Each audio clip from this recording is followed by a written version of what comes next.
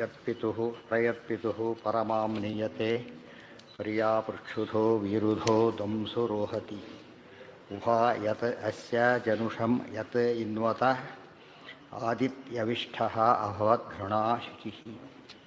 ಇದರಲ್ಲಿ ಅದಕ್ಕೋಸ್ಕರವಾಗಿ ದುಷ್ಟರನ್ನು ಸಂಹಾರ ಮಾಡಲಿಲ್ಲ ಅಂದರೆ ಅವರು ಬ್ರಹ್ಮತ್ಯಾದಿ ದೋಷವನ್ನು ಬ್ರಾಹ್ಮಣ ರೂಪದಲ್ಲಿ ಅವರೆಲ್ಲ ಇದ್ದಿದ್ದರಿಂದ ಹಾಗೆ ಮಾಡಿದರು. ಆದರೆ ವಾಗ್ದಂಡನೆ ಮಾಡಿದರೆ ಹೊರತು ದೇಹದಂಡನೆ ಮಾಡಲಿಲ್ಲ. ಇವರದ್ದು ಬ್ರಾಹ್ಮಣ ರೂಪ, ಅದು ಯತಿ ರೂಪ, ಆ ದೃಷ್ಟಿಯಿಂದ ಮಾಡದೇನೆ ಅಷ್ಟರ ಮಟ್ಟಿಗೆ ಕರುಣೆ ತೋರಿಸಿದ್ರು ಅಂತ ಅರ್ಥ. ಅಷ್ಟರ ಮಟ್ಟಿಗೆ ಕರುಣೆ, ಕ್ಷಣ ಅಂತ ಹೇಳಿದರೆ ಕರುಣೆ. ಆದರೆ ಕರುಣೆ ದುಷ್ಟರ ಮೇಲೆ ತೋರಿಸಬಾರ್ದಲ್ಲ ಅಂತ ಕೇಳಿದರೆ ಅವರ ವರ್ಣಾದಿಗಳ ನಿಮಿತ್ತ ಅಂತ ತೋರಿಸಿದರು. ಮಹಾಭಾರತದಲ್ಲಿ ಬರ್ತದೆ, ಜಟಾಸುರ ಬರ್ತಾನೆ. ಜಟಾಸುರ ರಾಕ್ಷಸ ಬ್ರಾಹ್ಮಣ ವೇಷದಲ್ಲಿ ಸೇರ್ಕೊಂಡ್ಬಿಡ್ತಾನೆ. ಬಂದು ನೋಡಿ ತಕ್ಷಣ ಗೊತ್ತು ಇವನು ಯಾರು ಅಂತ ಹೇಳಿಬಿಟ್ಟು. ಆದರೆ ಬ್ರಾಹ್ಮಣ ವೇಷದಲ್ಲಿದ್ದಾನೆ, ಆದ್ದರಿಂದ ಏನು ಮಾಡಬೇಕು, ಅವನನ್ನು ಸಂಹಾರ ಮಾಡಬಾರ್ದು ಅಂಥೇಳಿ ಹಾಗೆ ಬಿಟ್ಟಿರ್ತಾರೆ, ಕಾಯ್ತಾ ಇರ್ತಾರೆ. ಅವನೇನು ಮಾಡ್ತಾನೆ, ಸ್ವಲ್ಪ ದಿವಸ ನಂಬಿಕೆ ಬರ ಮಾಡಿಬಿಟ್ಟು ಇವರೆಲ್ಲ ಪಾಂಡವರೆಲ್ಲ ಬೇಟೆಗೆ ಹೋಗಿದ್ದ ಕಾಲಕ್ಕೆ ಅವನು ಧರ್ಮರಾಜ ಅರ್ಜುನಲ್ಲಿರೋದಿಲ್ಲ, ಅಲ್ಲಿರ್ತಾನೆ, ಸ್ವರ್ಗದಲ್ಲಿರ್ತಾನೆ. ನಕಲ ಸಹದೇವ ದ್ರೌಪದಿ ಅಷ್ಟು ಸರಿ ಎತ್ಕೊಂಡ್ಬಿಟ್ಟು ಆಕಾಶಕ್ಕೆ ಹಾರಿ ಹೋಗ್ಬಿಡ್ತಾರೆ ರಾಕ್ಷಸನಾಗಿ. ಆಗ ಅವರೆಲ್ಲ ಜೋರಾಗಿ ಕೂಗ್ತಾರೆ. ತಕ್ಷಣ ಭೀಮಸೇನಲ್ಲಿ ಬರ್ತಾರೆ. ಬಂದ ತಕ್ಷಣ ಅವ್ರನ್ನ ಜಟಾಸುರನನ್ನು ಕೊಲ್ಬೇಕಾ ಹೇಳ್ತಾರೆ. ಬಂದ ದಿವಸನೇ ಗೊತ್ತಿತ್ತೆ ನಿನ್ನ ವಿಷಯ, ಆದರೆ ಆ ವೇಷಕ್ಕೆ ಮರ್ಯಾದೆ ಕೊಟ್ಟು ಸುಮ್ಮನೆ ನಾನಿದ್ದೆ, ಈಗ ನೀನು ನಿಜರೂಪ ತೋರಿಸಿದ್ದೆ, ಕೊಂದು ಹಾಕ್ತಾ ಇದ್ದೀನಿ ಅಂತ ಹೇಳ್ತಾರೆ. ಈಗ ನಮ್ಗೆ ಗುಣಾಶುಚಿ ಅರ್ಥ ಆಗುತ್ತೆ. ಅಂದರೆ ಬ್ರಾಹ್ಮಣ ವೇಷಕ್ಕೂ ಕೂಡ ಏನಿದೆ ಒಂದು ಗೌರವ ಇರೋದರಿಂದ. ಅದು ಹೇಳಿದಲ್ಲ, ಅರೆಸ್ಟ್ ಒಬ್ಬ ದೊಡ್ಡ ಅಧಿಕಾರಿ ತಪ್ಪು ಮಾಡಿದಾಗ ಅವನ ಅಧಿಕಾರ ರಿಸೈನ್ ಮಾಡಿಸಿ ಆಮೇಲೆ ಇದು ಮಾಡ್ತಾರೆ. ಇಲ್ಲದ್ರೆ ಅಧಿಕಾರಕ್ಕೆ ಅಗೌರವ ಇರಲಿಲ್ಲ. ಆ ದೃಷ್ಟಿಯಲ್ಲಿ ಭೀಮಸೇನ ಕರುಣೆಯನ್ನು ತೋರಿಸಿದರು. ಆದಿನ್ ಮಾತೃ ಆವಿಶತ್ ಯಾಸ್ವಾಶುಚಿ ಅಹಿಮಿಷ್ಯಮಾನಃ ಕುರ್ವಿಯಾ ವಿವಾವೃಧೆ ಅನು ಯತ್ ಪೂರ್ವ ಅರುಹತ್ ಸನಾಯುವೋ ನಿರವ್ಯಶೇಷು ಅವರಾಸು ಧಾವತೆ. ಇದು ಕೊನೆಯ ಮಂತ್ರ. ಆದಿತ್ ಮಾತೃ ಆವಿಶತ್ ಯಾಸು ಆಶುಚಿ ಅಹಿಮಿಷ್ಯಮಾನಃ ಉರ್ವಿಯಾ ವಿವಾವೃಧೆ ಅನು ಯತ್ ಪೂರ್ವಾ ಅರುಹತ್ ಸನಾಜುವಃ ನಿನವ್ಯಶೀಷು ಅವರಾಸು ಧಾವತೆ. ಅಲ್ಲಿಗೆ ಮುಖ್ಯ ವಿಷಯ. ಮುಂದೇನು ಮಾಡಿದರು ಅಂತ ಹೇಳ್ತಾರೆ. ದುಷ್ಟ ಅಲ್ಲ, ವಾದದಲ್ಲಿ ಸೋಲಿಸಿದ್ರು, ಸಂಹಾರ ಮಾಡಲಿಲ್ಲ. ಅದರ ಜೊತೆಗೆ ಇತ್ ದುರ್ಜನಾನಾಪಿ ಅದಾಯಿತು. ಆತ್ ಅಸ್ಪೃಷ್ಟೋ ಅಭವತ್.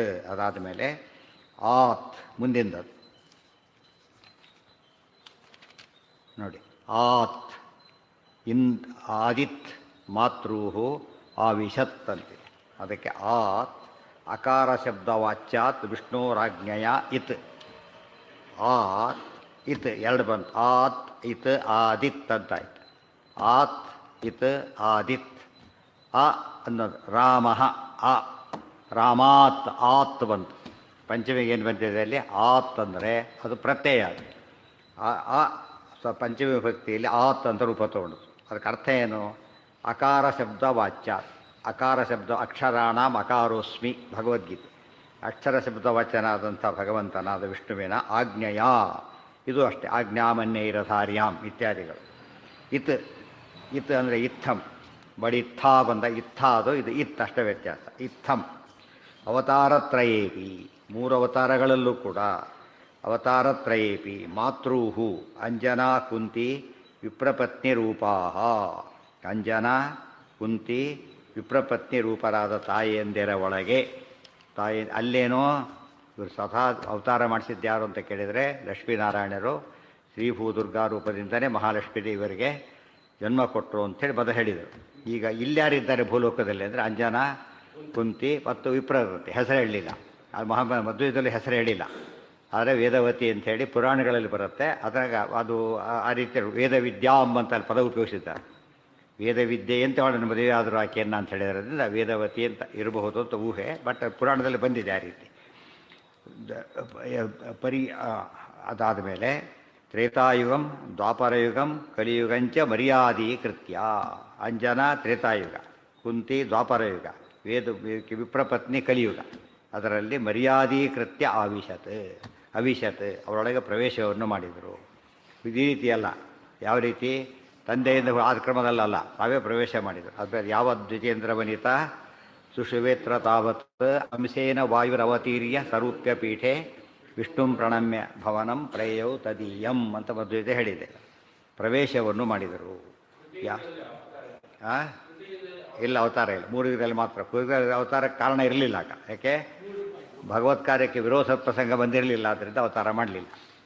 ಯಾಸು ಮಾತೃಷು ಉರ್ವ್ಯಾ ಉರುತರಯ ಸ್ವಶಕ್ತ್ಯ ಆಸಮಂತಾಚ್ಯುತಿ ದುಷ್ಕರ್ಮಾದ್ಭಿರ್ ಸ್ಪೃಷ್ಟ ಅತೇವ ಹಿಂಸ್ಯಮಾನಃ ದುಷ್ಕರ್ಮಣ ಉದರಸ್ಥಜಂತ್ವಾದಿನ ವಾ ಅಹಿಂಸ್ಯಮಾನಃ ಸನ್ವಿವೃಧೆ. ಇದರಿಂದ ಏನಾಯಿತು? ವಾಯುದೇವರಿಗೆ ಗರ್ಭವಾಸ ದುಃಖ ಇಲ್ಲ ಅಂತ.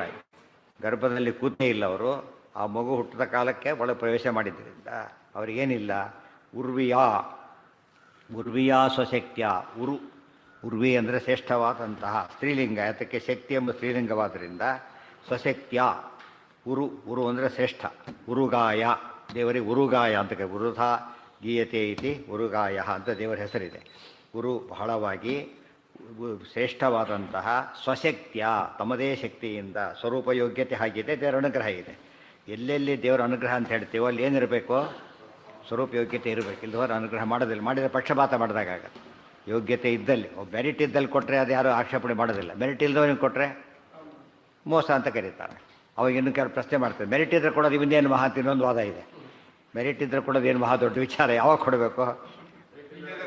ಕೆಲವು ಬರ್ತಾರೆ, ಈ ಕೆಲಸ ಮಾಡಿಕೊಡಿ ಅಂತಾರೆ. ಎಲ್ಲ ಸರಿ ಇಲ್ಲಲ್ಲಪ್ಪ ಅಂತ ಕೇಳಿದರೆ, ಸರಿ ಇದ್ರೆ ಇವತ್ತು ಯಾಕೆ ಬರ್ತಿದೆ ಅಂತ. ತಾತ್ಪರ್ಯ ಇರುತ್ತೆ. ಜನ ಎಲ್ಲದಕ್ಕೂ ಏನು ಮಾಡ್ತಾರೆ? ಅದಕ್ಕೆ ಸರಿಯಾದ ನ್ಯಾಯ ಕೊಡೋದಕ್ಕೆ ಕರುಣೆ ಅಂತ ಕರೆಯೋದು. ಮೆರಿಟ್ ಇವತ್ತು ಮೆರಿಟಿಂದ ಸಿಗ್ತಿದೆ, ಮರ್ಯಾದೆ ಹೇಗಿದ್ರೆ ಇವತ್ತು ಸಿಗ್ತಾ ಇಲ್ಲ. ಏನರ್ಥ? ಅನ್ಯಾಯ ಅಂತ. ನಿಮಗೇನು ಗೊತ್ತಾಯ್ತು? ಮೆರಿಟ್ ಸಿಗೋ ಅನ್ಯಾಯ ಅಂತೀನಿ. ಮೆರಿಟ್ ಸಿಕ್ಕರೆ ನ್ಯಾಯ ಅಂತ ಆಗಲಿಲ್ಲ. ಹಾಗಿದ್ರೆ ನ್ಯಾಯೋ ನೇತಾ ಸಮೀರಣ. ದೇವ್ರು ಏನು ಮಾಡೋದಿಲ್ಲ ಎಂದ ಅನ್ಯಾಯ ಮಾಡೋದೇ ಇಲ್ಲ. ಮೆರಿಟ್ ಇಲ್ದವ್ರಿಗೆ ಕೊಟ್ಟರೆ ಏನಾಗ್ತೈತಿ? ಆ್ಯಕ್ಚುಲಿ ಕರುಣೆ ಅಲ್ಲ ಅದು. ಕಾಪಿ ಹೊಡೆಯನ್ನು ಬಿಟ್ಬಿಟ್ರೆ ಎಷ್ಟು ಏನಂತಾರೆ ಅದಕ್ಕೆ? ಕರುಣಾಶೀಲ ಅಂತ ಯಾರು ಅವಾರ್ಡ್ ಕೊಡೋದಿಲ್ಲ. ಅದಕ್ಕೆ ಅವ್ರು ಸಸ್ಪೆಂಡ್ ಮಾಡ್ತಾರೆ ಇಮಿಡಿಯೇಟ್ಲಿ. ಅದಕ್ಕೆ ಮಾಡಿಕೊಡ್ದು ಅನ್ಯಾಯ. ಆದ್ದರಿಂದ ದೇವರಲ್ಲಿ ನಾವು ಏನನ್ನು ಎಕ್ಸ್ಪೆಕ್ಟ್ ಮಾಡಬಾರ್ದು? ಲೋಕದಲ್ಲಿರೋ ನ್ಯಾಯಕ್ಕಿಂತ ದೊಡ್ಡ ನ್ಯಾಯ ದೇವರದು. ಇಲ್ಲೇ ಅನ್ಯಾಯ ಮಾಡೋದಾದ್ರೆ ತೊಗೊಂಡು ಏನು ಮಾಡೋದು? ದೇವರು ಸಮ. ಆದ್ದರಿಂದಾಗಿಯೇ ಯೋಗ್ಯತೆ ಇದ್ದಲ್ಲಿ ಗೌರವ ಕೊಡ್ತಾರೆ. ಹಾಗೆ ಯೋಗ್ಯತೆ ಇದ್ದಲ್ಲಿ ಗೌರವ ಕೊಡೋದು ಭಾರಿ ದೊಡ್ಡದು ಅಲ್ಲ. ಅದೇ ನ್ಯಾಯ ಅಂದರೆ ಅದೇನು. ಇವತ್ತು ನಮಗೆ ಗೊತ್ತಾಗುತ್ತಲ್ಲ, ಇಲ್ಲ ಅಂಥೇಳಿ ಸ್ಪಷ್ಟ ಗೊತ್ತಾಗಿರೋದ್ರಿಂದನೇ ಅದು ಅನ್ಯಾಯ ಆಗ್ತಿದೆ. ಅದರಿಂದಾಗಿ ದೇಶಕ್ಕೆ ಎಲ್ಲದಕ್ಕೂ ತೊಂದರೆ. ಎಲ್ಲರಿಗೂ ಗೊತ್ತಿದೆ, ಈಗ ಜಗತ್ತಿನಲ್ಲಿ ಸಮಸ್ಯೆ ಆಗಿದೆ. ಯೋಗ್ಯತೆಗೆ ತಕ್ಕಂಥ ಇದಾಗಿದೆ. ಅದಕ್ಕೆ ಉರ್ವಿಯ ವಿವಾವೃಧೆ ದುಷ್ಕರ್ಮಾದಿಭಿರ್ ಅಸ್ಪೃಷ್ಟ ಸತ್. ಆಮೇಲೆ ವಿವಾವೃಧೆ ವೌವೃಧೆ ಅಂತ ಅರ್ಥ. ವೌವೃಧೆ ಅಂದ್ರೇನು? ಬೆಳೆದರು. ಇವರು ಬೆಳವಣಿಗೆ ಇದೆ ವಾಯುದೇವರಿಗೆ. ಅದಕ್ಕೆ ರಾಮಾವತಾರದಲ್ಲಿ ಹೇಳಬೇಕಾದ್ರೆ ರಾಮ, ಲಕ್ಷ್ಮಣ, ಭರತ, ಶತ್ರುಘ್ನ. ಅವಾಗೇನೇ ಮುಂದೆ ಬರುತ್ತೆ ನೆಕ್ಸ್ಟ್ ಬರೋದರಲ್ಲಿ. ಅಥಾಭ್ಯವರ್ಧನ್ ಚತುರಾಃ ಕುಮಾರಾಃ ನೃಪಸ್ಯ ಗೇಹೇ ಪುರುಷೋತ್ತಮಾದ್ಯಾಃ. 4 ಜನರು ಬೆಳೆದರು. ರಾಮದೇವರು ಬೆಳೆದರು ಅಂತ ಹೇಳಬಾರ್ದು. ಯಾಕೆ? ನಿತ್ಯ ಪ್ರವೃದ್ಧಸ್ಯ ತಸ್ಯ ವೃದ್ಧಿ ಪೂರ್ಣಾತ. ಅದರಿಂದ ಬೆಳೆಯೋ ಪ್ರಶ್ನೆ ಇಲ್ಲ. ಆದರೆ ಉಳಿದವರು ಬೆಳೆದರು, ಲಕ್ಷ್ಮಣಾದಿಗಳು ಬೆಳೆದರು. ಯಾಕೆ? ಇವರಿಗೂ ಕೂಡ ಎಂಥ ದೇಹ ಇದೆ? ಶುದ್ಧ ಇದಲ್ಲ. ಈಗ ಮೂಲ ಯಾವುದು ಸ್ವರೂಪ ದೇಹ ಅಲ್ಲ ಅದು. ಇನ್ನು ಮೇಲೆ ದೇಹಗಳಿರೋದ್ರಿಂದ ಬೆಳವಣಿಗೆ ಇದೆ ಅದಕ್ಕೆ. ಆದರೆ ನಮ್ಮಂಥ ಬೆಳವಣಿಗೆ ಇಲ್ಲ. ವಿಶೇಷವಾದ ವೃದ್ಧಿಯನ್ನು ಹೊಂದಿದರು. ವಿಶೇಷವಾದ ವೃದ್ಧಿ ಅಂತ ಹೇಳಿದ್ದರಿಂದ ನಮಗಾಗ ಜ್ಞಾನನೇ ಇರೋದಿಲ್ಲ. ಫಸ್ಟ್ ಆ ಚಿಕ್ಕ ವಯಸ್ಸಲ್ಲಿ ಜ್ಞಾನ ಇರೋದಿಲ್ಲ. ಡಿಪೆಂಡೆನ್ಸ್ ಭಾರಿ ಅವೆಲ್ಲ ಏನೂ ಇಲ್ಲ ಇವರಿಗೆ. ಅದಕ್ಕೇನೆ 1 ವರ್ಷದ ಕೂಸು 15 ಕಿಲೋಮೀಟ್ರ್ ಹೋಗಿ ಬಂದು ಮನೆಯಲ್ಲಿ ಓಡಾಡೋದು ಕಷ್ಟ. ತೋರಿಸಿದ್ರು ಅದನ್ನು. ಅದು ಇವನೇ ಡಿಪೆಂಡೆನ್ಸ್ ತೋರಿಸೋಕ್ಕೋಸ್ಕರ ವಿಶೇಷವಾದಂತಹ ರೀತಿಯಲ್ಲಿ ಬೆಳೆದರು. ಬೆಳಿಲಿಲ್ಲ ಅನ್ನಬಾರದು, ನಮ್ಮಂತೆ ಬೆಳೆದರು ಅಂತಲೂ ಹೇಳಬಾರದು. ಅದಕ್ಕೆ ವಿಶಿಷ್ಟವಾದ ರೀತಿಯಲ್ಲಿ ಬೆಳೆದರು ಅಂತ ಹೇಳೋದು ವಿವಾವೃಧೆ. ಅದು ಕಳಿಸಿದ್ರು ಅವನ್ನ, ಕಳಿಸಿದ್ರು ಅವನ್ನ. ಒಬ್ಬರನ್ನ ಕಳಿಸಿ ಹೊರಗೆ ಬರ್ತಾರಲ್ಲ ಹಾಗೆ ಕಳಿಸಿದ್ರಿಂದ ಏನಾಯ್ತು? ಅದು ಅಲ್ಲಿವರೆಗೂ ಕೂಡ ದೇಹ ಜೀವಂತವಾಗಿತ್ತು. ಆ ಜೀವ ತಕ್ಷಣ ಪ್ರವೇಶ ಮಾಡಿದ್ರಿಂದ ಅದು ಹಾಗೆ ಉಳ್ಕೊಂಡ್ರು. ಅಕಸ್ಮಾತ್ ಹೊರಗೆ ಬಂದ ಮೇಲೆ ಹೋಗಿದ್ದರೆ ಡೆಡ್ ಬಾಡಿ ಪ್ರವೇಶ ಮಾಡಿದಾಗ ಆಗೋದು. ಡೆಡ್ ಬಾಡಿ ಪ್ರವೇಶ ಮಾಡಲಿಲ್ಲ. ಅದೇ ರೀತಿಯಲ್ಲಿ ಗರ್ಭದಲ್ಲೂ ಇರಲಿಲ್ಲ. ವಿಶೇಷವಾದ ಸಾಮರ್ಥ್ಯ ಇದೆ. ಇಂಥ ಸಾಮರ್ಥ್ಯ ಯಾಕೆ ನಂಬಬೇಕು ಅಂದರೆ ಅದಕ್ಕೆ ಅವರು ಗುರುಗಳು ದೊಡ್ಡವರು ಅಂತ ಕರೆದಿರೋದು. ಅದು ನಾವು ಎಲೆಕ್ಟ್ರಿಷಿಯನ್ ನಾವು ಮಾಡಾರ್ದನ್ನು ಮಾಡ್ತಾನಂತೆ ಎಲೆಕ್ಟ್ರಿಷಿಯನ್ ಅಂತ ಹೆಸರು ಅವನಿಗೆ. ನಾವು ಮಾಡೋದನ್ನು ಅವನ್ನೇ ಕರಿತಾ ಇದ್ವಿ ನಾವು ಅಲ್ಲೇನು. ಆದ್ದರಿಂದ ವಾಯುದೇವರ ಶಕ್ತಿ ಎಂಥದ್ದು ಅಂದರೆ ಆ ರೀತಿ ಮಾಡೋ ಶಕ್ತಿ ಅವರಿಗಿದೆ. ತಕ್ಷಣ ಆನ್ ಆಗುತ್ತೆ. ಅದು ಏನಾಯ್ತು ಈಗ? ಆನ್ ಆಗೋದ್ರಿಂದ ಎಷ್ಟು ಒಂದು ದೃಷ್ಟಿಯಿಂದ ಕರೆಂಟ್ ಹೋಗಿದ್ದು ಹೌದು ಗೊತ್ತಾಯ್ತು ನಮಗೆ. ಆನ್ ಆಗಿದ್ದು ಗೊತ್ತಾಯಿತು, ಆಟೋಮೆಟಿಕ್. ಅದು ಎಷ್ಟು ಮಟ್ಟಿಗೆ ಅಂತ ಕೇಳಿ ಡಿಫ್ರೆನ್ಸೇ ಗೊತ್ತಾಗೋದಿಲ್ಲ. ಆದರೆ ಅದು ಆಫ್ ಆಗಿ ಆನ್ ಆಗಿದ್ದರೆ ಹೋಗಿಬಿಡ್ತಿತ್ತು. ಮಾಡಿದ್ದು ಎಷ್ಟೊಂದು ಹೋಗಿಲ್ಲ ಇದೆ. ಅದ್ಮೇಲೆ ಏನಾಯ್ತು? ಈಗ ಇರಬೇಕಾದ್ರೆ ಬಂದಿದೆ. ಆದರೆ ಹೋಗಿದ್ದು ಗೊತ್ತಿದೆ. ಆದ್ದರಿಂದ ಇದು ಆಗಿದೆ. ಅದೊಂದೇನದು ವಿಚಿತ್ರವಾದ ಶಕ್ತಿ, ಅದು ಆಟೋಮೆಟಿಕ್ ಆಗೋದು. ಕೆಲಸ ಏನು ಮಾಡಿ ಆದ್ಮೇಲೆ ಮತ್ತೆ ಸ್ವಿಚ್ ಹಾಕಿ ಮತ್ತೆ ಆನ್ ಮಾಡ್ಬೇಕು, ಅದು ಬೇರೆ. ಅದು ನ್ಯಾಚುರಲ್ ತನ್ನಷ್ಟು ತಾನೇ ಆಗೋದಾದರೆ ಭಾಳ ಅಡ್ವಾಂಟೇಜ್. ಇದೆಲ್ಲ ವಾಯುದೇವ್ರ ಮಹಿಮೆ. ಆ ರೀತಿ ಮಾಡಿದ್ರಿಂದ ಏನಾಯಿತು, ಅವ್ರಿಗೆ ಸಾಧ್ಯ ಇದೆ. ಎಲ್ಲರಿಗೂ ಇದೇ ಇನ್ವರ್ಟರೇ ಇಲ್ಲ, ಚಾನ್ಸಸ್ ಆನಾಗೋ ಚಾನ್ಸಸ್ಸೇ ಇಲ್ಲ. ಇದ್ದರೆ ಸರಿಯಾಗಿಲ್ಲ, ಅದು ಬೇರೆ. ಸರಿಯಾಗಿದ್ದು ಮಾಡಿದ್ರಿಂದ ವಾಯುದೇವರಿಗೆ ಅದು ಸಾಧ್ಯವಾಯಿತು. ಅಂದರೆ ತಾತ್ಪರ್ಯ ಅಂದರೆ ಕರೆಂಟ್ ಹೋಗೋದಕ್ಕೂ ಇದು ಬಂದಿದ್ದಕ್ಕೂ ಕರೆಕ್ಟ್ ಆಯ್ತು. ಗೊತ್ತಾಯ್ತಾ? ಹೋಗಿದ್ದಕ್ಕೆ ಅದು ಆ ಟೈಮಿಂಗ್ ಇದೆಯಲ್ಲ, ಅದು ಮಾಡೋದು ಭಾರಿ ಕಷ್ಟದ ಕೆಲಸ. ಏನೋ ಅದು ಬೇರೆ. ಅದು ಪರಕಾಯ ಏನೆಲ್ಲ ಅದಕ್ಕೇನಾಯಿತು ಮೈಲಿಗೆ, ಯಾರಿಗೆ ಮೈಲಿಗೆ? ಅದಕ್ಕೆ ಹೇಳ್ತಾರೆ, ಅದಕ್ಕೆ ಒಂದು ದೃಷ್ಟಾಂತ ಕೊಡ್ತಾರೆ. ಸಿಂಪಲ್, ಅದಕ್ಕೆ ಎಕ್ಸಾಂಪಲ್. ದುರ್ಯೋಧನ ಪಾಂಡವ ಯುದ್ಧ ಎಲ್ಲ ಮುಗಿದೋಯ್ತು. ಭೀಮಸೇನ ವಾಸ ಮಾಡಿದ್ದು ಎಲ್ಲಿ ಅಂದರೆ, ಧರ್ಮರಾಜ ವಾಸ ಮಾಡಿದ್ದು ಪಾಂಡವರಾಜನ ಮನೆಯಲ್ಲಿ. ಅದು ಮನೆ ಇರ್ತಾರೆ ಅಲ್ಲಿ. ದುರ್ಯೋಧನ ಮನೆಯಲ್ಲಿ ಭೀಮಸೇನ ದೇವರು. ನಮಗೇನು ಸತ್ತಾಗ ಇದು ಎಕ್ಸಾಂಪಲ್. ಗೃಹ ಅಂದರೆ ಮನೆ, ದೇಹ ಕೂಡ ಮನೆ ಇದ್ದಾಗ ತಾನೆ. ನವದ್ವಾರೇ ಪುರೇ ದೇಹಿ. ಆದರೆ ವಾಯುದೇವರು ಪ್ರವೇಶ ಮಾಡಿದಾಗ ಏನಾಯ್ತು, ಅದು ತೋರಿಸ್ತಾರೆ. ಎಷ್ಟು ಕಾಲಕೂಟವನ್ನು ಜೀರ್ಣ ಮಾಡಿಕೊಳ್ಳೋ ಶಕ್ತಿ ಇತ್ತಲ್ಲ. ಸೊ ದುರ್ಯೋಧನ ವಾಸ ಮಾಡಿದ ಜಾಗದಲ್ಲಿ ಪಾವಿತ್ರತರ ಶಕ್ತಿ ಇತ್ತು. ಅದು ಎಲ್ಲರಿಗೂ ಬರೋದಲ್ಲ. ಇದರಿಂದ ಏನು ಗೊತ್ತಾಯಿತು ಅಂದರೆ, ಕೊಂಡು ಬಿಲ್ಟ್ ಮನೆ ಹೊರಟು ತೊಗೋಬೋದು ಅಂತ ಪ್ರಶ್ನೆ ಬಂದರೆ ತೊಗೋಬೋದು. ಅದು ಯಾರು ಎಂಟ್ರಾಗಬೇಕು ಅದರೊಳಗೆ? ಅದಕ್ಕೆ ಪವಮಾನ ಹೋಮ ಇತ್ಯಾದಿ ಮಾಡಿಬಿಟ್ರೆ ಏನಾಗುತ್ತಾಗ ಶುದ್ಧ ಆಗಿಬಿಡುತ್ತೆ ಅಂತ. ಅದು ದೋಷ ಅಲ್ಲ. ದುರ್ಯೋಧನ ಅಂತ ಪರಮ ಪಾಪಿಯವನು, ಬರೀ ಪಾಪಿ ಅಲ್ಲ, ಎಂಥ ಪಾಪಿಯವನು, ಅದಕ್ಕಿಂತ ಪಾಪಿ ಇರಲಿಕ್ಕೆ ಆಗುತ್ತೆ. ವಾಯುದೇವ ಶಕ್ತಿ ಅದನ್ನು ಪ್ಯೂರ್ ಮಾಡ್ತೇವೆ ನೋಡಿ ಅಂತೇಳಿ. ಯಾವುದನ್ನು ಪ್ಯೂರ್ ಮಾಡೋದಲ್ಲ, ಅದನ್ನು ಪ್ಯೂರ್ ಮಾಡ್ತೇವೆ. ಒಂದು ಗಂಗಾ ಬಗ್ಗೆ ಒಂದು ಮಾತಿದೆ, ಗಂಗಾ ನದಿ ಬಗ್ಗೆ. ಅದು ಎಷ್ಟು ಪ್ಯೂರ್ ಅಂತ ಕೇಳಿದರೆ, ಗಂಗಾ ನದಿ ಪ್ಯೂರ್ ತೊಗೊಂಡ್ಬಿಟ್ಟು ಅದರಲ್ಲಿ ಚರಂಡಿ ನೀರು ಹಾಕಿಟ್ರೆ ಅದು ಪ್ಯೂರಿಫೈ ಮಾಡೋದು, ಅದು ಪ್ಯೂರ್ ಆಗಿಬಿಡುತ್ತೆ ಸ್ವಲ್ಪ. ಇಷ್ಟೊತ್ತಿಗೆ ಅಷ್ಟು ಶಕ್ತಿ ಇದೆ. ತಾನು ಇಂಪ್ಯೂರ್ ಆಗೋದಲ್ಲ, ಇದನ್ನೇ ಪ್ಯೂರ್ ಮಾಡಿಬಿಡುತ್ತೆ ಅಂದೆ. ಅದಕ್ಕೆ ವಿಷ್ಣು ಪಾದೋದಕ ಒಮ್ಮೆ ಸ್ಪರ್ಶ ಮಾಡಿದ್ದಕ್ಕೆ ಅಷ್ಟು ಶಕ್ತಿ. ಸದಾಕಾಲ ದೇವರ ಧ್ಯಾನ ಮಾಡೋದ್ರಿಂದ ಆ ಸಾಮರ್ಥ್ಯ ಇದೆ. ಏನು ಅಲ್ಲ, ಪರಕಾಯ ಪ್ರವೇಶ ಅಂಬೋದು ಗುಣ ಹೌದು, ದೋಷ ಹೌದು. ಹೇಳ್ತೀನಿ ಯಾತಕ್ಕೆ ದೋಷ ಅಂತ ಕೇಳಿದರೆ, ಪರ್ಪಸ್ ಇಂಪಾರ್ಟೆಂಟ್. ಯಾವ ಪರ್ಪಸ್ಸಿಗೆ ಪ್ರವೇಶ ಮಾಡ್ತಾರೆ, ಅಲ್ಲಿ ಪರ್ಪಸ್ ಏನಾಗಿತ್ತು, ಬೇರೆ ಆಗಿತ್ತು. ಅಂಥ ಹೊತ್ತಲ್ಲಿ ಅದು ಶ್ಲಾಘನೀಯ ಅಲ್ಲ. ಒಳ್ಳೆಯದಾಗಿದ್ದಾಗ ಏನಾಗುತ್ತದು ಶ್ರೇಷ್ಠ, ಅದು ಅತಿ ಶ್ರೇಷ್ಠವಾದದ್ದು. ಅಂಥ ವಿಷಯ ಬಂದಾಗ ಇವತ್ತು ಆವೇಶ ಅಂದರೆ ಒಂದಷ್ಟು ಪರಕಾಯ ಪ್ರವೇಶ ಇದ್ದಾಗೆ ಲೆಕ್ಕ. ಜೊತೆಗೆ ವಾಸ ಮಾಡ್ತಾರೆ, ಪರಕಾಯವನ್ನು ಕಳಿಸಿ ವಾಸ ಮಾಡ್ತಾರೆ, ಜೊತೆಗೆ ವಾಸ ಮಾಡಿದ್ರು ಅಷ್ಟೇ. ದ್ರೌಪದಿಯಲ್ಲಿ ಓದೋರೆಲ್ಲ ಇದ್ದಾರೆ, ಏನದು ಒಂದಷ್ಟು ಪರಕಾಯ ಪ್ರವೇಶ ಹುಟ್ಟುತ್ತಾನೆ ಹಾಗೆ ಬಂದರು. ಅದು ಆದರೆ ಲೋಕದ ಇದಕ್ಕೆ ಹೊರತಾಗಿ ಹೋಲಿಸಬಾರ್ದು ಅದನ್ನು. ಯಾಕೆ ಭಾರತೀಯ ದೇವಿ ಶಕ್ತಿ ಭಾರಿ ಜಾಸ್ತಿ ಆದ್ದರಿಂದ ಎಷ್ಟು ಎಕ್ಸಾಂಪಲ್ ಅಷ್ಟೇ. ಈ ದೃಷ್ಟಿಯಿಂದ ಅದು ಎಲ್ಲಿ ಎಂಬುದು ಹೆಣ್ಣಿನೆಲ್ಲ ದಾನ ಕೂಡ ಅಷ್ಟೇ. ಎಲ್ಲಿ ಯಾರಿಗೆ ಅನ್ನೋದ್ರ ಮೇಲೆ ದಾನದ ಯೋಗ್ಯತೆ ಡಿಪೆಂಡ್ ಆಗುತ್ತಾ. ಹಾಗೆ ಈ ವಿದ್ಯೆಗಳನ್ನು ಹೇಗೆ ಉಪಯೋಗಿಸ್ತಾರೆ ಅದು ಇಂಪಾರ್ಟೆಂಟ್. ಹೇಗೆ ಒಂದು ಪರ್ಪಸ್ ಇದೆ, ಖಡ್ಗನೇ ಇದೆ, ಪ್ರೊಟೆಕ್ಟ್ ಮಾಡೋಕ್ಕೆ ಉಪಯೋಗಿಸ್ತಾರೆ. ಕ್ಷತ್ರಿಯ ಅಂತ ಕರೀತಾರೆ. ಅವನು ಅವನು ಕೊಲೆಗಾರ ಅಂತ ಕರೀತಾರೆ. ಅದೇ ಖಡ್ಗನೇ ಹೇಗೆ ಮಿಸ್ಯೂಸ್ ಆಗುತ್ತೋ, ಸರಿಯಾಗಿ ತಪ್ಪು ಯೋಗ್ಯ ಕೈಲಿ ಸಿಕ್ಕರೆ ಎಲ್ಲ ವಿದ್ಯೆಗಳು ಕೂಡ ಸಾರ್ಥಕ ಆಗಬೇಕಾದ್ರೆ ಪರಿತ್ರಾಣಾಯ ಸಾಧೂನ ಅದು ಬೇರೆ ಬಿಡಬಾರ್ದು. ಮೇನ್ ಪ್ರಿನ್ಸಿಪಲ್ ಅದು. ಅದಕ್ಕೆ ಅನುಗುಣವಾಗಿದ್ದರೆ ಎಂಥ ವಿದ್ಯೆನೂ ಶ್ರೇಷ್ಠ. ಅದಕ್ಕೆ ಅಸತ್ಯನೂ ಸತ್ಯ ಆಗುತ್ತೆ ಅಂತ ಹೇಳಲಿಲ್ಲ. ಹೇಳಿದ್ದು ಸುಳ್ಳು ಸತ್ಯ ಆಯ್ತು, ಅದು ಅವ್ರು ಹೇಳಿದ್ದು ಸತ್ಯ ಸುಳ್ಳಾಯಿತು. ಪರ್ಪಸ್ ಬೇರೆ ಆಗೋಯ್ತು. ಯಾವುದನ್ನು ಉಪಯೋಗಿಸ್ತೀವಿ ಅನ್ನೋದ್ರ ಮೇಲೆ ಡಿಪೆಂಡ್ ಆಗುತ್ತೆ. ಇಲ್ಲಿ ಆಗಿರೋದು. ಆದ್ದರಿಂದ ವಾಯುದೇವರದು ಆ ರೀತಿ ಮಾಡಿದ್ದು ಯಾವ ರೀತಿಯ ದೋಷ, ಅದು ಶ್ರೇಷ್ಠ ಹಿರಿಮೆ ಅದು.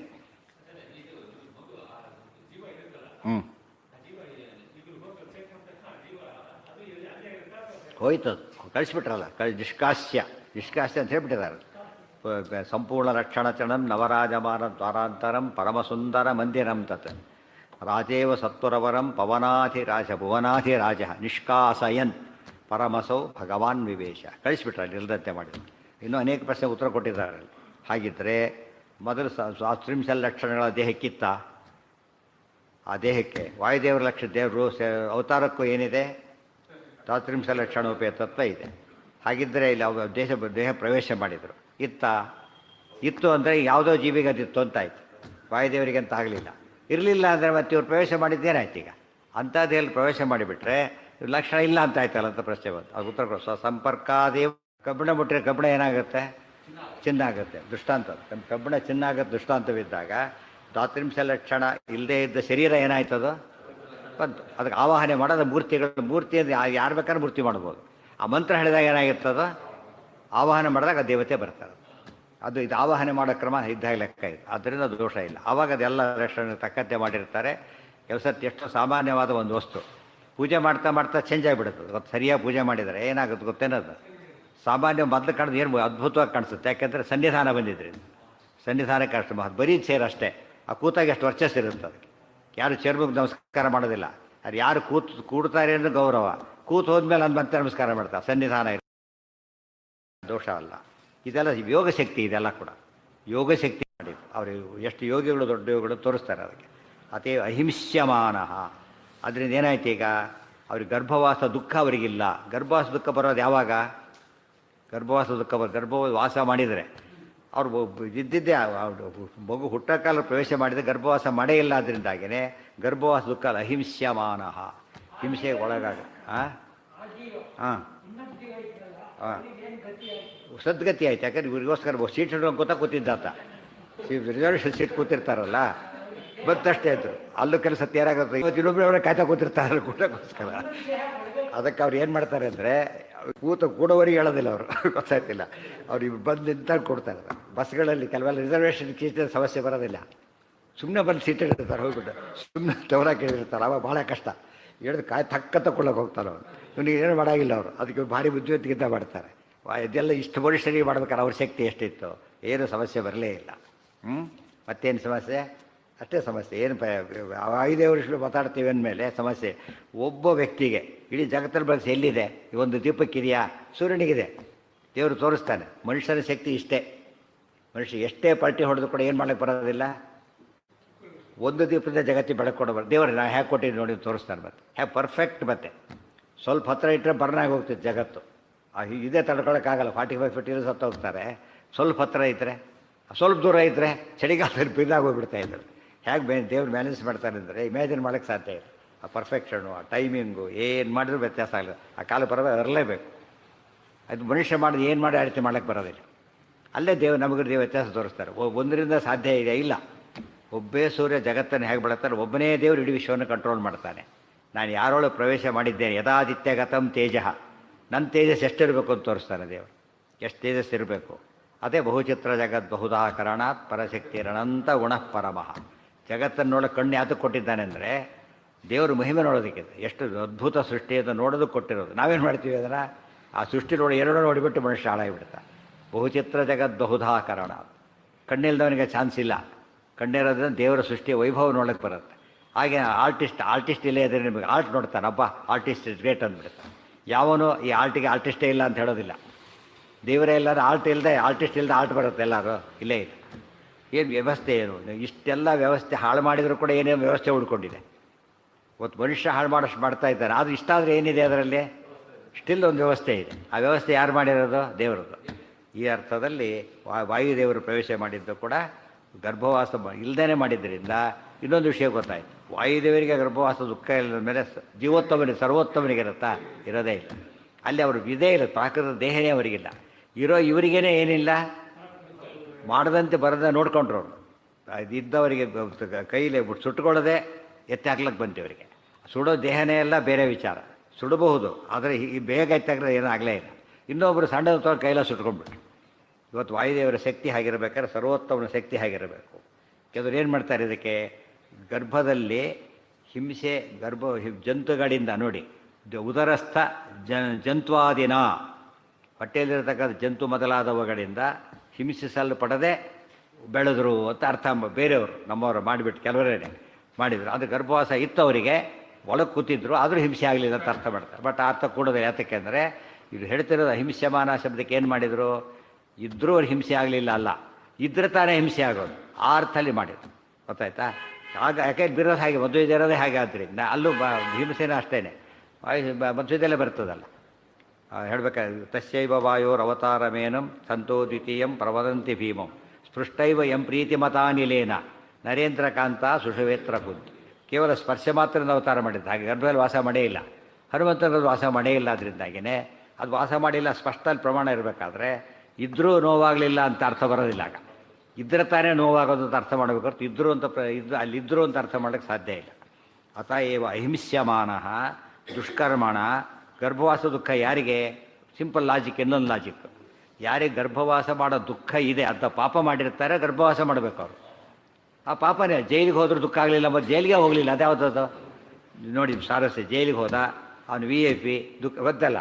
ಈಗ ಪರಪ್ರಗ್ರಹದಲ್ಲಿ VIP ಟ್ರೀಟ್ಮೆಂಟ್ ತೊಗೊಂಡಿದ್ರು ಅವರು ಅಂತ ಹೇಳಿಬಿಟ್ಟು ದೊಡ್ಡ ಕೇಸ್ ಆಗ್ತಾಯಿದೆ ಇವತ್ತಿಗೆ. ಅವರು ಅಂದರೆ ಅದು ಅಡ್ಜಸ್ಟ್ ಮಾಡಿಕೊಂಡು ದುಡ್ಡು ಕೊಟ್ಟೆಲ್ಲ ಮಾಡ್ಕೊಂಡ್ಬಿಟ್ಟಿದ್ರು ಅಂತ ಹೇಳ್ತಾರೆ ಅದು ಬೇರೆ. ಇದ್ರೂ ಜೈಲಿನ ದುಃಖ ಅನುಭವಿಸಲಿಲ್ಲ, ಅದು ಬೇರೆ. ಆದರೆ ಜೈಲಿಗೆ ಹೋಗಲಿಲ್ಲ, ಅವರಿಗೆ ದುಃಖದ ಪ್ರಸಕ್ತಿನೇ ಇಲ್ಲ. ಎರಡು ಕೇಸ್ ಇದೆ, ಇದ್ದರೂ ಅನುಭವಿಸ್ತಿರೋದು ಬೇಡ, ಜೈಲಿಗೆ ಹೋಗಲಿಲ್ಲ ಅನ್ನೋದು ಬೇರೆ. ಅದು ಹೋಗ್ಬೇಕಾದ್ರೆ ಏನಾಗಿತ್ತು ಅವರಿಗೆ, ಜೈಲು ಒಳಗೆ ಹೋಗ್ಬೇಕಾದ್ರೆ ಸ್ವಾರಸ್ಯ ಇದೆ ನೋಡಿ.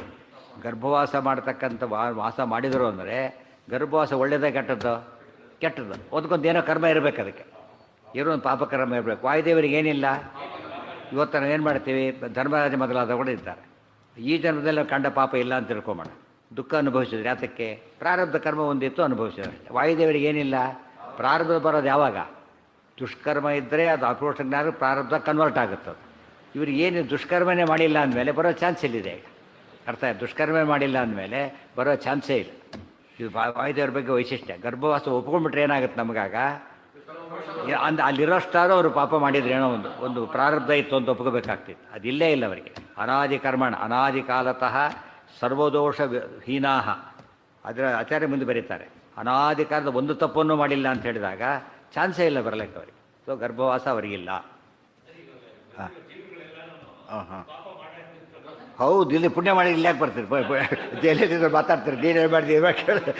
ಎಲ್ಲರೂ ಜೈಲಲ್ಲಿದ್ದಾರೆ, ಈಗ ಮಾತಾಡ್ತಿರ್ತಾರೆ. ಇದು ಏನಪ್ಪ ತಪ್ಪು ಮಾಡಿ ಕೇಳೋದು, ಏನು ತಪ್ಪು ಮಾಡಿದ್ದು ಕೇಳ್ತಾರೆ ಅಷ್ಟೇ. ತಪ್ಪು ಮಾಡಿದ್ದಕ್ಕೆ ಬಂದಿ ಅಲ್ಲ. ಇವತ್ತಿನ ವ್ಯವಸ್ಥೆಯಲ್ಲಿ ನಿರಪರಾಧಿಗೆ ಶಿಕ್ಷೆ ಆಗ್ಬೋದು, ಆದರೆ ಅಲ್ಲಿ ಸಾಧ್ಯ ಇಲ್ಲ ದೇವರಲ್ಲಿ. ಅದಕ್ಕೆ ಕೇಳ್ತಾರೆ ಯಮದೇವರು, ಏನೇ ಯಾಕೆ ತಿರುಪತಿ ಇಲ್ಲಿ ಯಾಕೆ ಬಂದೀನಿ ನೀನೀಗ? ತಿರುಪತಿ ಬಿಟ್ಟಿದ್ದು ಬಂದಿದ್ದೆ ಅಷ್ಟೇ, ಸಿಂಪಲ್. ಅದು ಸೆಪ್ಟೆಂಬರಿಗೆ ಬಂದಾದ್ರೆ ಮಾರ್ಚಲ್ಲಿ ಫೇಲ್ ಆಗಿದ್ದಾರೆ ಗ್ಯಾರಂಟಿ ಇರ್ತಾರೆ. ಸೆಪ್ಟೆಂಬರಿಗೆ ಬಂದು ಫಸ್ಟ್ ಅಟೆಂಪ್ಟ್ ಕರೆಯಕ್ಕೆ ಸಾಧ್ಯ ಇಲ್ಲ. ಕಾರಣ ಏನೇ ಕೊಡಲಿ ಅಂಥದ್ದು ಏನಲ್ಲ, ಫಸ್ಟ್ ಅಟೆಂಪ್ಟ್ ಅಲ್ಲ, ದೇರ್ ಆರ್ ಸಮಥಿಂಗ್ ಅಷ್ಟೇ ಬರಲಿಕ್ಕೆ ಅಷ್ಟೇ. ಆದ್ದರಿಂದ ನಮಗೆ ಆ ಯೋಚನೆ ಮಾಡೋ ನೆಸೆಸಿಟಿನೇ ಇಲ್ಲ. ಅದೊಂದೇ ಆಗಿದೆ ಭಾರಿ ಪುಣ್ಯ. ಇನ್ನು ಎಷ್ಟೋ ಪಾಪಗಳು ರಾಶಿ ಇರೋದ್ರಿಂದ ಅಂಥದ್ದು ಆಗ್ತಾನೆ ಇರುತ್ತೆ. ಆ ಪ್ರಸವಂ ಸನ್ ವರುಧೆ, ಆ ಪ್ರಸವಂ ವರುಧೆ ಸಾ ಪ್ರಸವಂ, ಎಲ್ಲಿ ಆ ಮಗು ಹುಟ್ಟಿ ಬರೋವರೆಗೂ ಕೂಡ ಬೆಳೆದರು. ಸನಾತನಂ. ಮತ್ತು ಇನ್ನೊಂದು ರೀತಿ ಅರ್ಥ ಏನು ಮಾಡಬೇಕು ಅಂದರೆ, ಪ್ರತಿಯೊಬ್ಬ ಜೀವಗಳು ಪ್ರಾಣದಲ್ಲಿ ಇದ್ದೇ ಇರ್ತಾರೆ, ಇಲ್ಲದ್ರೆ ಏನಾಗೋದಿಲ್ಲ, ಜೀವ ಸತ್ತೋಗ್ಬಿಟ್ಟಿರ್ತಾರೆ. ಸೊ ಅಷ್ಟರ ಮಟ್ಟಿಗೆ ದುಃಖ ಆಯ್ತು ಅಂತ ಅದೂ ದುಃಖ ಆಗೋದಿಲ್ಲ. ಯಾತಕ್ಕೆ? ಆ ದೇವರು ಇರ್ತಾನೆ ಜೊತೆಗೆ. ದೇವರು ಸರ್ವೋತ್ತಮನಾಗಿ ದೇವರಿಗೆ ದುಃಖ ಇಲ್ಲ. ಚಂದನೊಳಗೆ ತಾನಿದ್ದು ಜನಿಸುವ ಜಗದುದರ ತಾನು. ಪ್ರತಿಯೊಬ್ಬರೊಳು ದೇವರು ಇಲ್ಲದೆ ಹೋಗಿದ್ದರೆ ಯಾರು ಹುಟ್ಟೋದಿಲ್ಲ, ಬೆಳೆಯೋದಿಲ್ಲ. ಸೊ ದೇವ್ರ ಗರ್ಭದಲ್ಲಿ ನಾವು ಗರ್ಭವಾಸ ಮಾಡಿ ದೇವ್ರ ಜೊತೆಗಿದ್ದಾನಾಗ. ನಮ್ಮದಿರೋದೇನಾದ್ರು ಇವತ್ತು ಉದಾಹರಣೆಗೆ ಆ ಸೆಲ್ ಒಳಗೆ ಕಳಿಸ್ತಾರೆ ಕೈದಿನ, ಗೊತ್ತಾಯ್ತಾ? ಅವು ಕೈದಿ ಜೈಲಲ್ಲಿ ಒಳಗೋಗಿ ಬಿಟ್ಬಿಡ್ತಾನೆ ಅವನ್ನ. ಅವ್ ನಿನಗೂ ಜೈಲಾಯ್ತಾ ಅಂತ ಕೇಳೋದಿಲ್ಲ. ಯಾಕೆ? ಅವ್ನು ಒಳಗೋದ್ರೆ ಏನಾಗಲ್ಲ ಅವನಿಗೆ ಕೆಲಸ. ರಾಜ ಏನು ಮಾಡ್ತಾನೆ ಗೊತ್ತಾ, ಚಕ್ರವರ್ತಿ ಅವನು. ಜೈಲೊಳಗೆ ಅಂತ ಇನ್ಸ್ಪೆಕ್ಟ್ ಮಾಡ್ತಾನೆ ಹೋಗ್ಬಿಟ್ಟು. ಆ ಕೈದಿ ಸರ್ ನೀವು ಬಂದುಬಿಟ್ರೆ ನಮ್ಮ ಜೊತೆಗೆ ಅಂತ ಕೇಳೋದಿಲ್ಲ. ಯಾಕೆ? ಅವನಿಗೆ ಗೊತ್ತು ಯಾತಕ್ಕೆ ಬಂದರೆ, ಸ್ವಾಮಿಯಾಗಿ ಬರೋದು ಬೇರೆ, ಸ್ವಾಮಿಯಾಗಿ ಬರೋದು ಬೇರೆ, ಅಪರಾಧಿಯಾಗಿ ಹೋಗೋದು ಬೇರೆ. ಜೈಲರ್ ಕೆಲಸ ಮಾಡಿ ಜೈಲಲ್ಲಿ, ಆದರೆ ಅವನು ಅಪರಾಧಿ ಅಲ್ಲ, ಅದು ಅಧಿಕಾರಿ ಅವನು. ಆ ದೃಷ್ಟಿಯಲ್ಲಿ ದೇವರು ವಾಯುದೇವರು ಹೇಗಿರ್ತಾರೆ, ತತ್ವಾಭಿಮಾನಿ ದೇವತೆಗಳು ಹೇಗಿರ್ತಾರೆ, ನಿಯಮ ಅವರಿಗೆ ಈ ದೋಷ ಬರೋದೇ ಇಲ್ಲ. ಅದಕ್ಕೂ ಉತ್ತರ ಕೊಟ್ಟಾಗಾಯ್ತು, ಎರಡಕ್ಕೂ ಉತ್ತರ ಕೊಟ್ಟು. ಗೌರುಧೇ ಸನಾಜುವ ಸನಾತನಂ ಪರಮಾತ್ಮಾನಂ ಜುಷಂತಿ ಪ್ರತಿಪಾದಯಂತಿ ಇತಿ ಸನಾಜುವ. ಸನಾತನಂ ಪರಮಾತ್ಮಾನಂ ಜುಷಂತಿ ಇದು ಅಲ್ಲಿ ಒಂದು ಭಾಗ ಮುಗೀತೀಗ. ಏನಂತ? ಆದಿನ್ಮಾತೃರಾಭಿಷ ದ್ಯಾಸು ಅಹಿಂಸ್ಯಮಾನ ಉರ್ವಿಯ ವಿವಾವೃಧೆ ಅನು ಯತ್ಪೂರ್ವ ಅರುಹತ್ ಸನಾಜುವ ನಿನವ್ಯಶೀಷು ಅವರಾಸು ಧಾವತೆ. ಅಲ್ಲಿಗಿರಲಿ. ನಾಳೆ ದಿವಸ ಕಾಫ್ ಹಾಕಿ ಅಂತೂ ಅದು ಮುಗಿಲಿಲ್ಲ. ನಾಳೆ ಗ್ಯಾರಂಟಿ ಮುಗೀತು. ದಿವಸ ಅರ್ಧನೇ ಆಗಿರೋದು, ಇವತ್ತು ಅರ್ಧನೇ.